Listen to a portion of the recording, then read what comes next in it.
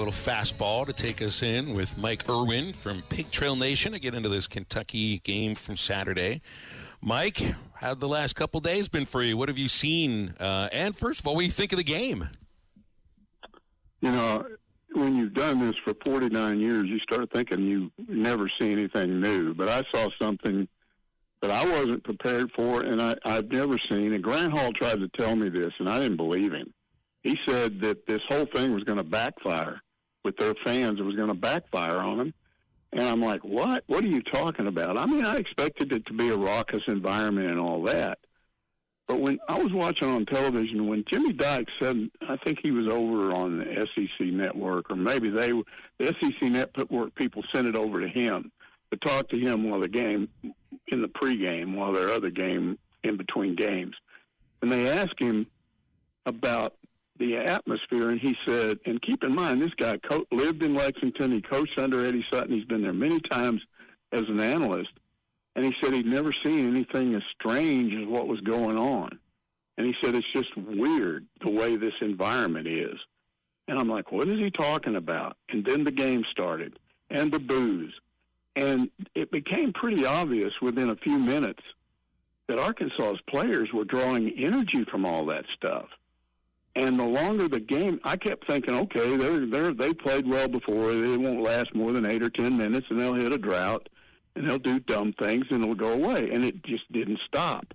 They kept drawing more energy, and the longer that game went on, it was like a war of wills between Arkansas's players and those dumb fans. And I mean dumb, because they caused Kentucky to lose that game. If they had treated that like, okay, it's a big game, Cal's coming back here, but come on, it's not the end of the world one way or another. And they didn't. They just went nuts over this thing, and they got it shoved right back in their faces. And what was interesting after the game on social media, they're all turning it back on Mark Pope.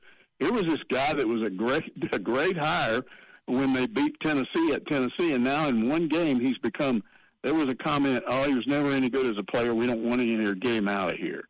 I'm thinking, man, you could almost see it on his face in the press conference afterward. He didn't want to say this, but it was like he wanted to say, would our fans just shut up? And they didn't do us any favors. Hey, Mike, Adu Thiero, Phil, that's who Phil said that he was the fan of in this game. I was kind of a fan of Big Z. I was a fan of his 25 minutes and going forward. Who kind of stood out to you? Was it Wagner or Davis? Who was it collectively, but who kind of stood out to you? Yeah, all of them, and especially the Kentucky guys. I think that they drew energy from that negative vibes coming from the crowd. But, you know, I've told you guys before, I didn't understand the shooting issues because they were shooting well in December, and then it just went away. And I'm thinking, how does it just go away? Surely they can, and they've shot well in parts of games, but never a whole game. And, I mean, that's why I thought they couldn't win, because I knew they had to shoot well to beat Kentucky and Rupp, and they did. And it was just shocking how all of them shot well. And then it was just weird after the game. I mean, Cal goes over there and he's being interviewed, and the SEC network girl that had the mic had a directional mic, so you can't hear what's going on around them, just him. But then when this Kentucky Sports Radio guy put up, a content creator, they call him, and he put up this video that a guy shot from above, and you see Cal down there doing the interview, and all these people are just screaming at him and throwing insults at him. And you realize that he was doing that interview and not reacting to that at all. And then when Billy Richmond walked by, apparently he just looked up and said, go home to them. Like, the game's over. Go home. Stop this. And Cal jumped on him. I mean, it was like, what a contrast. I don't know.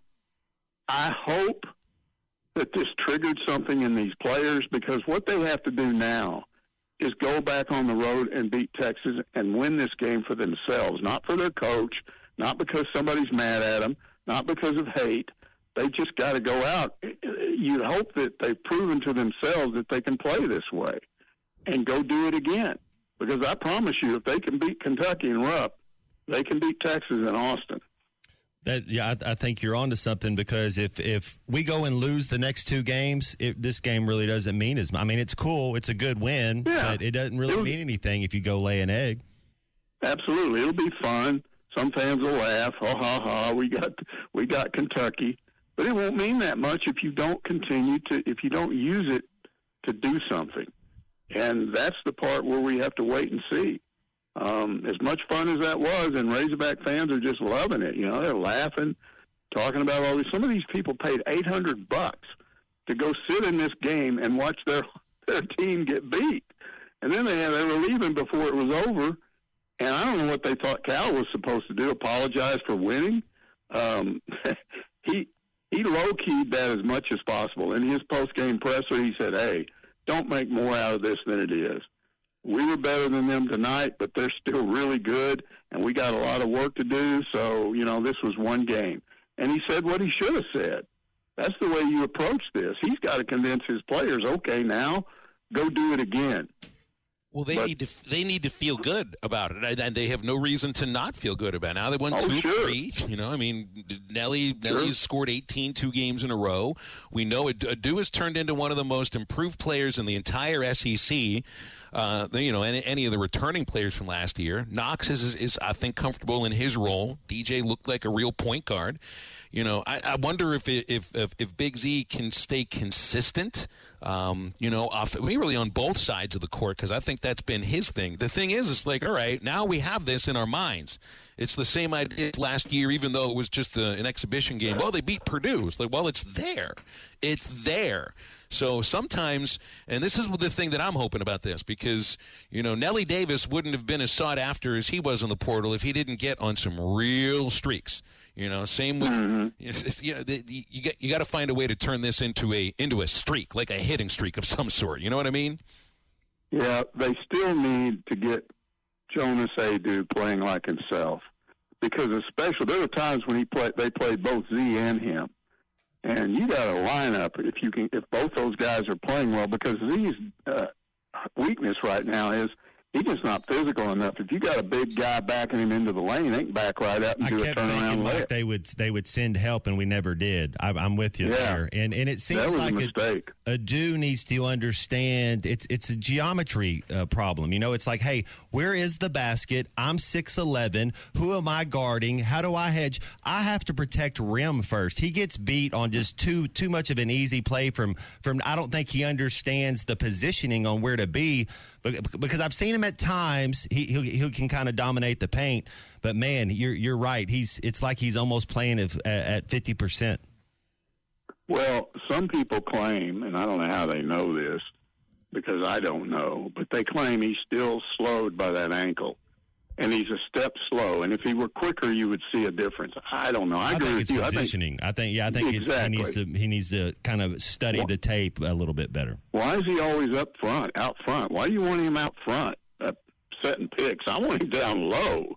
You know, I want him there to help, especially if Z is in there.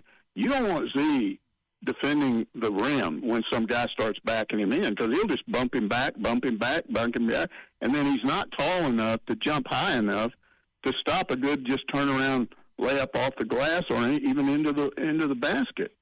So that's the one thing they still need. Or if Brazil can be consistent, Brazil has his moments, but he doesn't play, you know, fully to it. We have not even seen, in my opinion, close to what that guy's capable of. I think he potentially is a very talented basketball player, but he just looks good for a moment, and then it's like he vanishes. They need all three of those bigs to be playing well right now. BetOnline is the world's most trusted betting platform and your number one source for online betting in 2025. Whether you're a seasoned fan or a first-time bettor, BetOnline is your ultimate game day companion. With the largest selection of odds on everything from football to NBA, college basketball to NHL and UFC, BetOnline is your number one sports betting source for the new year. From every touchdown to three-pointer and hat trick, BetOnline has you covered with odds, stats, and more for every game, every play, and every win. BetOnline, the game starts here.